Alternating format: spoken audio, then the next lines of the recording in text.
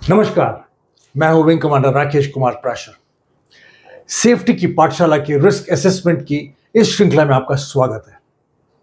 अपने पिछले एपिसोड में हमने रिस्क असेसमेंट क्या है और उसके लाभ के बारे में बात किया था। आज के इस एपिसोड में हम एक प्रभावी रिस्क असेसमेंट करने के स्टेप्स और प्रोसीजर के बारे में बात करेंगे।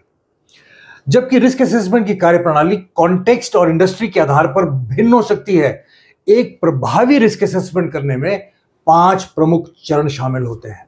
यह है स्टेप 1, संभावित खतरों की पहचान करना। पहला कदम उन सभी संभावित खतरों की पहचान करना है जो लोगों, संपत्ति या पर्यावरण को नुकसान पहुंचा सकते हैं। ये hazards physical, mechanical, chemical, biological, ergonomic या फिर साइकोसोशल भी हो सकते हैं। इस कदम में कार्यस्थल के एनवायरनमेंट, इक्विपमेंट, मटेरियल और प्रोसेसेस का गहन निरीक्षण करना शामिल है। यह आपके कार्यस्थल पर घूमने, कर्मचारियों से परामर्श करने, पिछले दुर्घटना रिकॉर्ड का विश्लेषण करने, अपनी इंडस्ट्री के हिस्टोरिकल डेटा का विश्लेषण करने, एक्सपर्ट्स की राय लेने, मैन्युफैक्चरर्स के निर्देशों का विश्लेषण करने और यहां तक कि रिव्यूज का मूल्यांकन करने के माध्यम से भी किया जा सकता है। इसमें काम के सभी पहलुओं को भी शामिल किया जाना चाहिए, जिसमें दूर दराज के काम और रिपेयर और मेंटेनेंस जैसे नॉन रूटीन एक्टिविटीज भी शामिल हैं। हैजर्ड आइडेंटिफिकेशन के हमारे एपिसोड में हमने इस विषय को विस्तार से कवर किया था। इस एपिसोड का लिंक मैं नीचे डिस्क्रिप्शन में दे रहा हूं। स्टेप 2, निर्धारित करना कि नुकसान किसे और कैसे प्रभावित कर सकता है। खतरों की पहचान करने के बाद अगला कदम उन व्यक्तियों या ग्रुप्स की पहचान करना है जिन्हें इन संभावित खतरों के कारण नुकसान हो सकता है और इनका उन पर क्या असर हो सकता है। इसमें workers, trainees, customers, contractors, visitors, public के सदस्यों सहित कई अन्य स्टेक होल्डर्स भी शामिल हो सकते हैं। यह भी ध्यान दिया जाना चाहिए कि ये डायरेक्ट या इनडायरेक्ट कॉन्टैक्ट के माध्यम से कैसे प्रभावित हो सकते हैं। यहां यह ध्यान रखना महत्वपूर्ण है कि कुछ खतरे बच्चों, युवाओं, नए कर्मचारियों, अकेले काम करने वाले श्रमिकों या फिर नई या गर्भवती माताओं के लिए अधिक जोखिम पेश कर सकते हैं। स्टेप 3, रिस्क्स को इवैल्यूएट करना। एक बार जब खतरों और संभावित नुकसान की पहचान हो जाती है तो प्रत्येक खतरे से जुड़े रिस्क्स का मूल्यांकन करने की आवश्यकता होती है। इसमें नुकसान पहुंचाने वाले खतरों की संभावना और संभावित परिणामों की गंभीरता का आकलन करना शामिल है। यहां यह सुनिश्चित करना आवश्यक है कि रिस्क असेसमेंट की जा रही गतिविधि या कार्य के अनुपात में हो।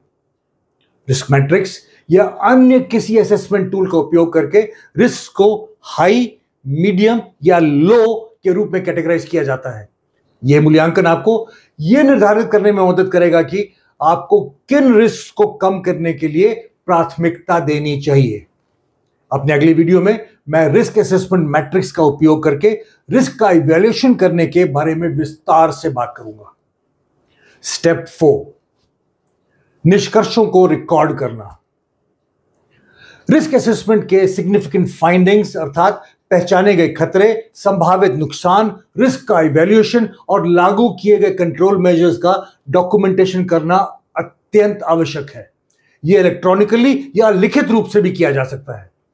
रिस्क असेसमेंट के फाइंडिंग्स को रिकॉर्ड करने से ऑडिट ट्रेल बनाने और कंप्लायंसेस को प्रदर्शित करने में मदद मिलती है। यही नहीं, यह भविष्य के असेसमेंट्स और रिव्यूज के लिए एक रेफरेंस भी प्रदान करता है।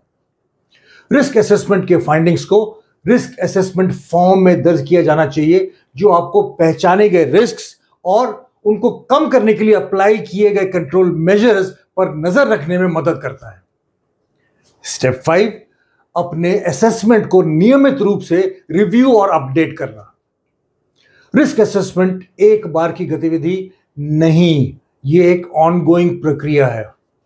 दोस्तों, कंपनीज हमेशा इवॉल्व होती रहती हैं और वर्कप्लेस, प्रोसेस, पीपल, प्रोसीजर्स और रेगुलेशंस में भी नियमित रूप से परिवर्तन होते रहते हैं। ये परिवर्तन नए खतरे पैदा कर सकते हैं या मौजूदा रिस्क्स को बदल सकते हैं। इसलिए समय समय पर अपनी रिस्क असेसमेंट की प्रक्रिया को मॉनिटर, रिव्यू और अपडेट करना अत्यंत आवश्यक है।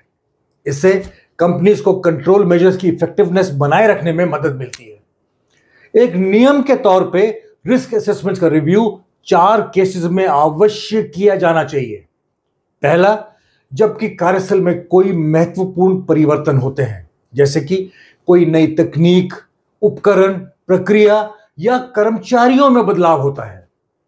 दूसरा, जब भी कोई कर्मचारी या कोई भी स्टेक होल्डर कुछ रिस्क के बारे में फीडबैक देते हैं या कोई चिंता जताते हैं।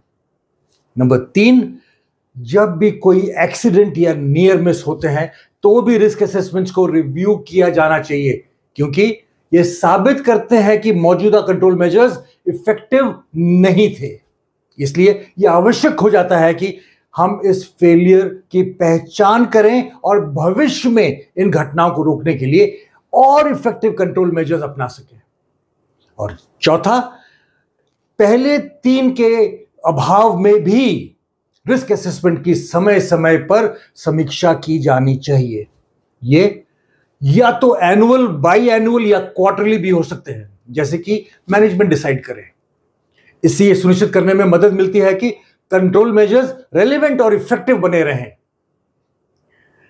दोस्तों, रिस्क असेसमेंट की यह प्रोएक्टिव अप्रोच दुर्घटनाओं को रोकने और एक सुरक्षित और स्वस्थ वातावरण बनाए रखने में मदद करता है। यहां पर ध्यान देने योग्य एक महत्वपूर्ण बात यह है कि रिस्क असेसमेंट की प्रक्रिया तब तक अधूरी है जब तक कि सभी कर्मचारियों और सभी स्टेक होल्डर्स को संभावित हैजर्ड्स और रिस्क से अवगत ना कराया जाए। इसके लिए रिस्क असेसमेंट के फाइंडिंग्स को स्पष्ट रूप से और प्रभावी ढंग से सबको कम्युनिकेट करने की ही नहीं, ट्रेनिंग देने की भी आवश्यकता है, ताकि सभी इस प्रक्रिया में सहयोग कर सकें। यह जागरूकता उन्हें रिस्क मैनेजमेंट के महत्व को समझने और उनके कार्य में मौजूद रिस्क को कम करने में ही नहीं, कार्यस्थल को सुरक्षित और खुशहाल बनाने में भी मदद करती है। मुझे यकीन है कि आपको रिस्क असेसमेंट के स्टेप्स और प्रोसीजर्स स्पष्ट हो गए होंगे। अपने अगले एपिसोड में हम रिस्क असेसमेंट मैट्रिक्स का उपयोग करके रिस्क के इवैल्यूएशन करने के बारे में विस्तार से चर्चा करेंगे। और हां, यदि आपने इस चैनल को अभी तक सब्सक्राइब नहीं किया है तो आप सबसे अनुरोध है कि आप अभी के अभी इस चैनल को सब्सक्राइब करें और हमारे वीडियोस को अपने सभी साथियों के साथ शेयर करें, ताकि मेकिंग इंडिया सेफ का हमारा यह मिशन सफल हो सके। नमस्कार, जय हिंद।